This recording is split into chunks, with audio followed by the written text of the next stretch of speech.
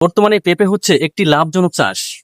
ঠিক আছে, প্রায় মাঠে ঘাটে দেখা যায় মানুষ পেঁপে লাগাচ্ছে। এখন শুধু মাঠে ঘাটেই চাষ নয়, বাড়ির প্রত্যেকটা আঙিনায় এই পেঁপে চাষ হচ্ছে। দেখেন যে একদম একটা ছোট্ট গাছে পেঁপে ধরছে, কয়েকটা এখানে পেঁপের জালি আসছে, আরো ফুল আসছে।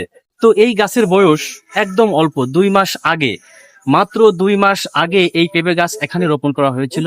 একটু আগাছা পরিষ্কার করা হয়েছিল এবং একটু সার মাটি বা পরিচর্যা করা হয়েছিল ঠিক মতো।